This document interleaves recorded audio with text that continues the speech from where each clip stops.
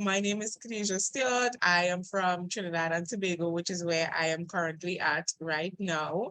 At present, I am the Caribbean regional representative for an organization called Sustainable Ocean Alliance, stationed here in Trinidad. I am also the founder of EcoVybz Environmental Creatives, and that is a company focused on environmental content creation, looking at ocean issues, climate change, and water resources. And I am also a Peace Boat Ocean and Climate Youth Ambassador. I sailed on a Peace Boat in 2019, advocating for climate action and raising awareness about ocean issues. But all in all, it's all focused on raising awareness, building capacity, and spreading literacy on the ocean space and climate space. I don't know where to start, but maybe I could ask you a bit about your own company, your own project, Ecovybz. So how did you come to start that up? And also how growing up in the Caribbean, if you grew up there, like how your environment influenced your career path? So interestingly enough, my inspiration to get into this field actually came from National Geographic and the History Channel. I spent so much of my childhood glued to the television, watching all these amazing documentaries, learning about different landscapes, the pyramids in Egypt, the Grand Canyon, different rivers, etc. And then in my later years in school, I picked up environmental science. And this is where I started learning about some of the issues that Trinidad and Tobago's environment was facing. And I was just like, oh, okay, this is interesting because, well, for me, I grew up in a place called Santa Cruz, which is a valley in Trinidad, completely surrounded by mountains and greenery and rivers, etc. So kind of like in my own little environmental cocoon that was beautiful and pristine all the time. So I didn't really have an appreciation for what was taking place. And the beach was also not too far away. So there was always that joy of going to the ocean to relax and celebrate life. So I really didn't have an understanding and appreciation for the extent of environmental degradation until my studies. And then that inspired me to go on and do my master's at Kingston University, London in sustainable development. And then afterwards in climate change and development, because climate change is a very big issue, right? In terms of now I have a podcast, now I'm doing different programs, the Thinking Beyond the Tides workshop, which is being conducted for ECOPs in the region. I have a magazine, Caribbean Ocean Perspectives, which was a very exciting project for me to work on. There's videos, pictures, spoken word, poetry, a lot of things inside this one magazine, just really tapping into the arts and the creatives to help use these different tools to raise awareness. And that's what I've been doing with EcoVybz. And that is how my environment has kind of molded me into this space right now. And I am absolutely loving it. That's amazing. I'm so proud to hear that you just started it on your own, because I think for ECOPs, lots of ECOPs, that transition as you come out of studying and then trying to find your first position, it can just feel like, just so challenging. Is there any other barriers or challenges that you've faced and overcome? Yeah, barriers, like where do I begin? I feel like I have a scroll and I could just list out 1,000 barriers. One of the biggest ones for me was actually, I think, myself. And the fact that I thought that I could not do it. And I was like, Khadija, what are you doing? And why are you doing it? And this is not going to go anywhere. And even though English is my first language, like I've always struggled with like writing. So I was just like, who are you to be writing a blog? Or who are you to be, hosting this podcast and speaking to people? About 3 or 4 years ago, if you had asked me to do this interview, I would have been like, nope, there's no way, because I am too afraid to come and speak. And just looking at the growth and the progress and the outcome of it is always so rewarding for yourself. So I would tell you, even if you're afraid, like just go for it, or find ways to help you cope while you're going for it. But definitely don't let that be a reason to not go for it. But I know how hard imposter syndrome is, and like believing in yourself. And sometimes it could also be the people you're surrounded with and trying to find like-minded individuals to help, fuel this love or this passion that you have to help you take that step or that leap. And one of the other biggest things I also faced, I did mention the fact that I could not get a job. There was also the lack of access to information. That is one thing that youth, especially in the Caribbean, have problems with, like getting access to these informations. A lot of the projects, a lot of the initiatives, and a lot of the work being done is conducted by governmental organizations. And sometimes getting information to be able to even develop a project or to, further your studies, like you need to get a hold of it. And it's ridiculously challenging. You probably have this great idea and you don't even know if it makes sense doing it, or if it is something that's already being done, or how it is you as an individual could contribute to something that is already being done if it is you don't have this information. And that's something that I have been fighting for at every level possible, and not just access to information, but access to important spaces. That is also a very big issue. And I still don't have access to important spaces up to this day. But, there are one or two key people that I have connected with. And I realize if it is that I can't enter those spaces, then maybe I could help bring the people from those spaces to the ECOPs or to Caribbean youth, which is one of the things that I actually I'm consciously doing with the training program that's coming up very soon, Thinking Beyond the Tides. And I remember as soon as the UN Ocean Conference finished, because a lot of youth in the region were not able to attend, but the director of the Institute of Marine Affairs in Trinidad and Tobago, she was there, and she's very open and willing to connect with youth. I said, you know what, let me have a roundtable discussion. The youth were not able to be present, but she was there and she could pass on the information to the youth, and to once again help open that access to information. And then two, if it is they can't be in the space, but let me try to find ways to bring the spaces to them, right? So that was one of the key things that I have been trying to do. And then of course the biggest, well, not the biggest, but definitely one of the biggest barriers that I think all ECOPs and youth, and like maybe everybody at some point in time in their life face, is financial barriers, like funding. Like I mentioned, sometimes we have these great ideas, we have these great things, but the lack of financial resources is a huge barrier.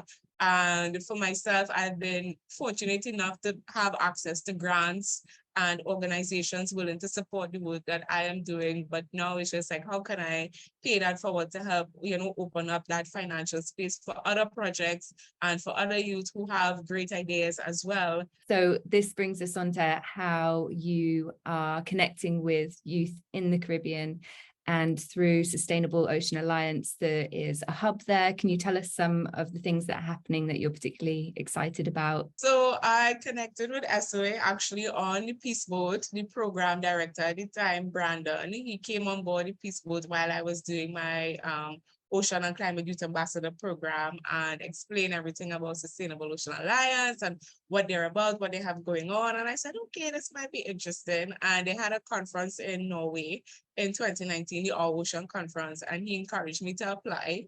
And I did, was successful. And then when I got there, in 2 days, 100 young people came up with 20 projects for the ocean. And I was completely like bamboozled, mind blown, everything about the fact that something like that could occur.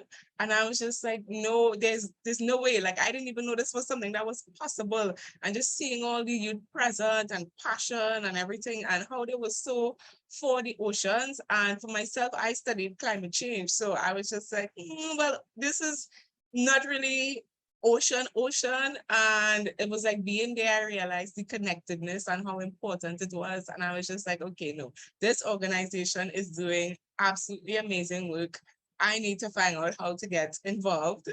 And as one of the only persons operating in the Caribbean, supporting their work and also applying for their micro grants and stuff. And I think they saw how much I believed in their organization, and they also believed in me, that they offered me the role of the Caribbean regional representative to help expand their work. And I was just like, okay, no problem, let's do this, right? And I started last year, October, and since then we have like 200 plus members from the region, from Trinidad, Tobago, Barbados, Bahamas, Jamaica, Grenada, St. Dominica, St. Vincent, Puerto Rico. We recently have a whole organization, well, a whole group of youth joined from Puerto Rico. Again, because they too believe in the mission and what it is we're doing. And the thing that we're focusing on the most with SOA Caribbean is really identifying our strengths as youth in the region and what position we hold as Caribbean youth when it comes to contributing to ocean advocacy and ocean solutions. And the next thing we're heavily focused on is, again, ocean literacy, because that's a big thing. Even though we are connected to the ocean, we are still somewhat disconnected to it. So when I say that to mean, like, for the most part, a lot of us go to the beach to have a good time with our friends and family, but it's always closer to the shore. And then we go back home. And that's like the extent of the relationship. Really diving into the ocean to understand how we are connected to it, to understand the role it plays in the water cycle and regulating climate, to understand the different ecosystems existing within the ocean. That's something that a lot of us still don't have that information about, and it's quite unfortunate. And I always rant about this, so I'm sorry if I'm going off a little 2 seconds to rant about it. The fact that we don't even learn about the ocean and stuff in school, you know, it's only when you are at the tertiary level and you're studying it, is when you really start diving into like things like mangroves, coastal erosion, and all these different coral reefs and all these different aspects of the ocean, right? So that's something we really want to do from as young as probably 5 or 4 years old, go all the way up, and really educate people about the importance of the ocean from the Caribbean. I was just wondering if you could tell us a bit more about the training that you're running. And I had a look at what you did in April, I think the first one was, and there were so many speakers and so much content that was just super inspiring, I'm sure, for the people involved. So how was it for you running that training and then building on that to create the next one as well? So I'd love to hear more about it. Yeah, so the training in question, again, was Thinking Beyond the Tides workshop. And the idea just came to me. I always wanted to have, like, that was one of the things I had on my now registered EcoVybz company profile, and capacity building. Like, I really wanted to do that because I saw the power of that, especially for me when I was on in peace boats, and I know that now a lot of people can't go on it. So I was just like, okay, once again, let me try to bring this to them. And because, like I said, it was very beneficial, right? So Thinking Beyond the Tides, I was like, okay. And then I said, you know what, we need as much fun but yet informative style content as possible that is different from what they would have received at university.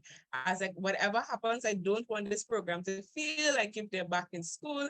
I want it to be truly inspirational and really help them in their career path in some form or fashion, right? So after that program, so many different youth told me that they went into marine sciences as their specialty because they were heavily focused once again on like climate change or land-based environmental degradation, and they just did not have a solid appreciation for this ocean space. And because of that training program, they were beyond inspired, and they decided, who went on to get a master's in marine science and is studying right now. So this time around, I wanted to focus on science and technology in the field to help really drive that innovation space in the region, especially amongst the youth.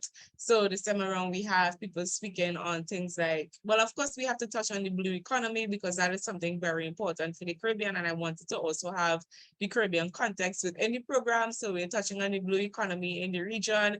And then we're also going to be looking at things like ocean science in action. So there are people in the region using things like drones to map the sargassum issue that we are currently facing. And they've been training fisher folk on how to use these drones. And we also have somebody talking about how they use AI for whale detection, and somebody uses microsatellites on the ocean floor to map the ocean floor.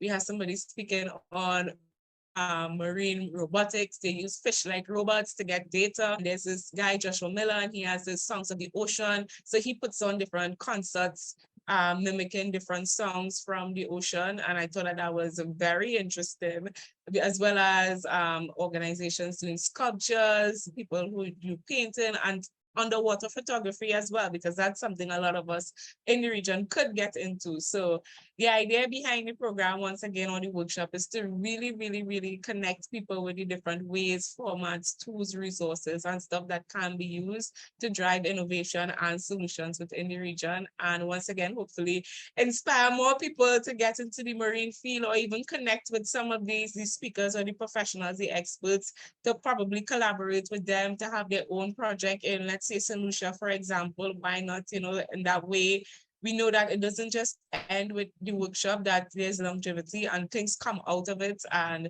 that's one of the biggest things that I am striving for. So we're just going to wrap up with just asking you about the future. So I've never actually been to the Caribbean, but I would love to one day. Obviously, it looks amazing, but you know that place, it's your home, having grown up there.